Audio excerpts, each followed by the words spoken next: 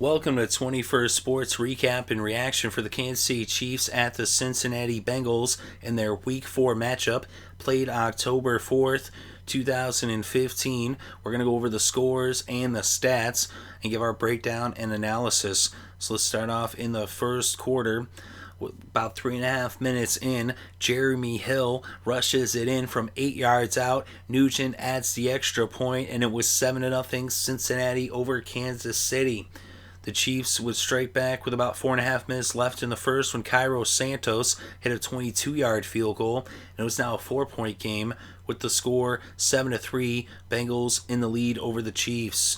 So then, with about a minute left still in the first, Giovanni Bernard rushes it in from 13 yards out. Nugent hits the extra point, and it was 14-3 as the Bengals extended their lead to 11 points.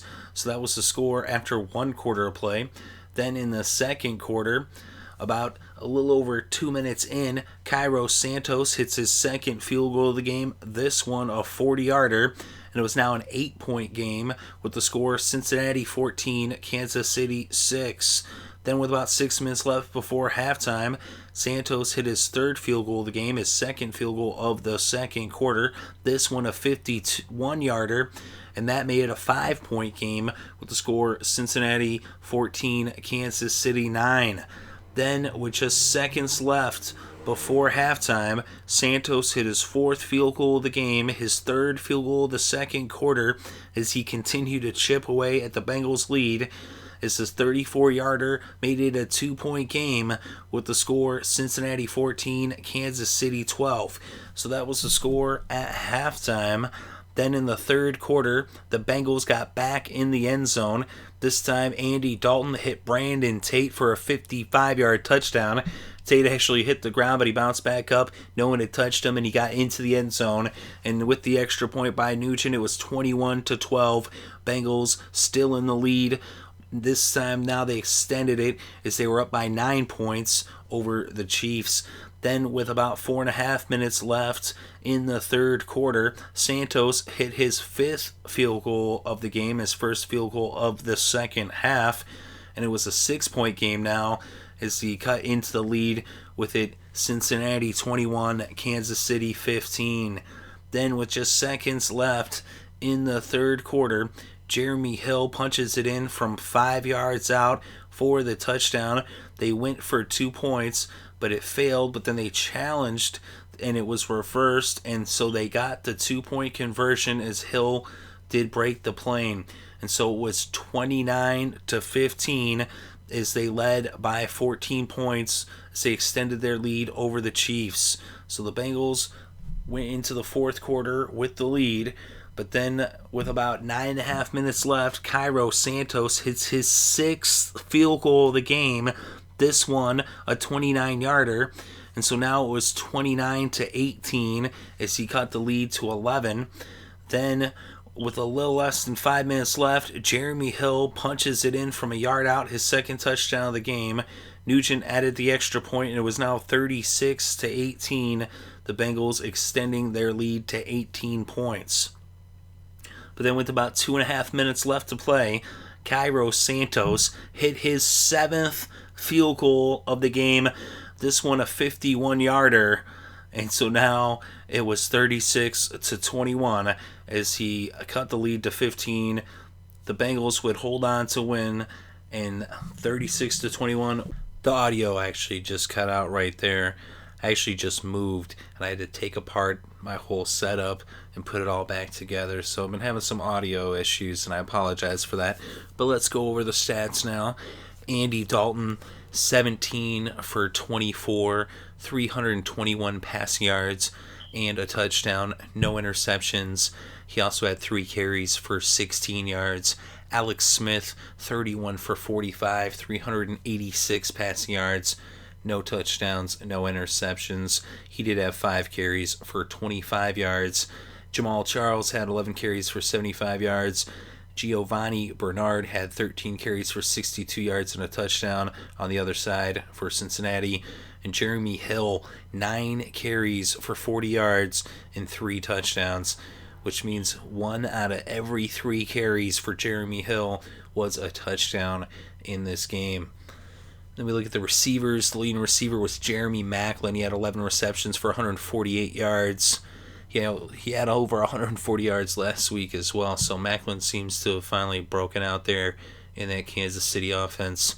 Jamal Charles also had 6 receptions for 70 yards to go along with his 75 rushing yards to give him 145 total yards in this game. Conley had 2 receptions for 50 yards, and Travis Kelce had 5 receptions for 49 yards. And for the Bengals, Mohamed Sanu had 4 receptions for 84 yards. A.J. Green had 7 receptions for 82 yards. Tyler Eifert, 3 receptions for 69 yards. Brandon Tate, 1 reception for 55 yards, which was a touchdown. And Burke had 1 reception for 27 yards. Marvin Jones, just 1 reception for 4 yards. I had him in my fantasy. They were pumping him up all week. They're like, Marvin Jones, yeah. The Chiefs let up the most yards to second receiver, and then what happened? Should have went with Sanu. But we look at the kickers. Cairo Santos, 7 for 7. He was perfect in this game. If you had him in your fantasy, then you had a really good week, at least out of the kicker position, as he just tore it up. You see 21 points on the scoreboard, you think that team must have got 3 touchdowns. But no, they got 7 field goals. And on the other side, Nugent, 0 for 1 on the field goals, but he was perfect on the extra points, 4 for 4. Of course, they were up by so much, and they were kicking a lot of butt in this game. The Bengals were. All that really the Chiefs could get done was the field goals. They were moving the ball, but the defense of Cincinnati, they would shut them down when they needed to. They came up clutch, making the plays when they had to make plays, and forcing the Chiefs to settle for field goals and not letting them into the end zone at all in this game. As they were getting in the end zone, on the other side, Cincinnati, they would not be denied the end zone on offense, and they would not relinquish the end zone on defense. So a really well-played game on both sides of the ball by the Bengals. Their leading tackler, speaking of the defense of the Bengals, Vincent Ray, 10 tackles in this game. Johnson had a sack and a forced fumble.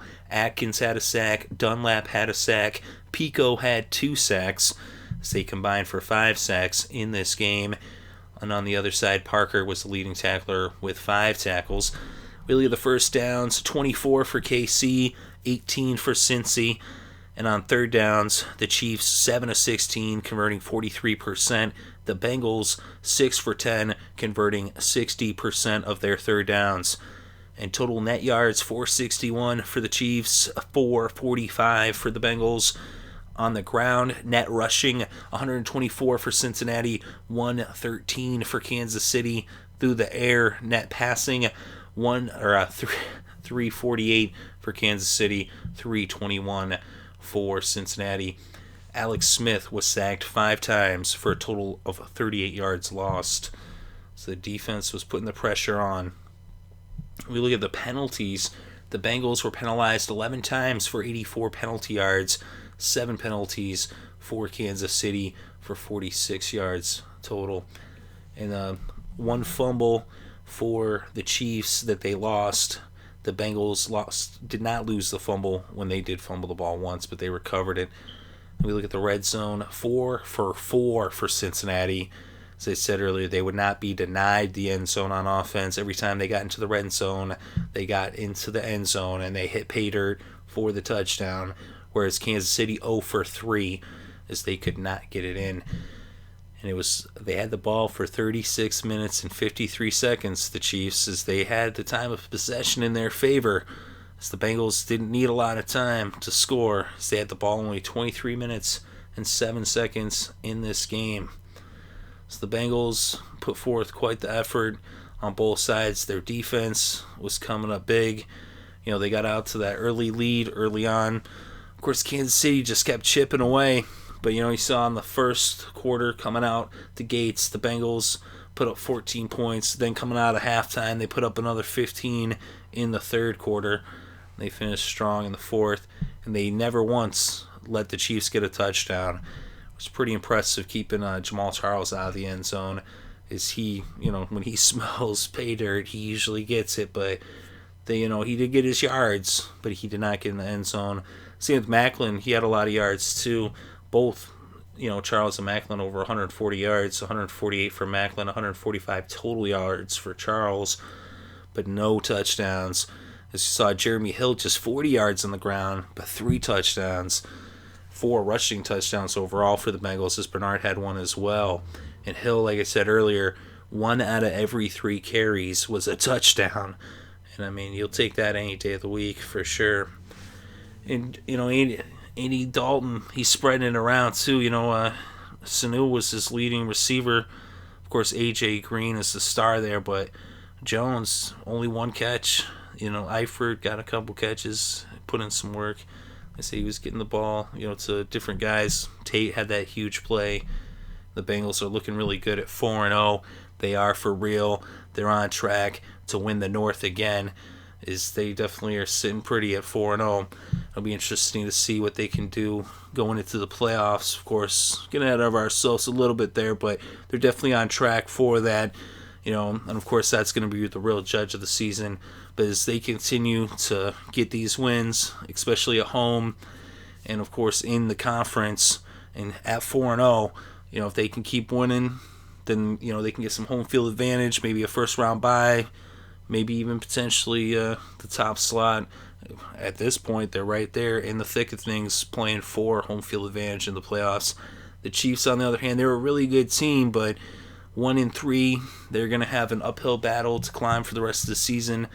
If they want to make it as even a wild card, the Broncos are undefeated in the AFC West, so they're at the bottom looking up in a tough division. Especially the Raiders are a lot better, and even the Chargers aren't too bad either. But the Chiefs got a lot of talent on both sides of the ball, so a very impressive win for the Bengals against a very tough AFC opponent. Let me know what you think in the comment section below. Definitely interested to read your thoughts and opinions. Thank you very much for listening. It is greatly appreciated. I hope you're having a good day and had a great weekend and enjoyed all the sports.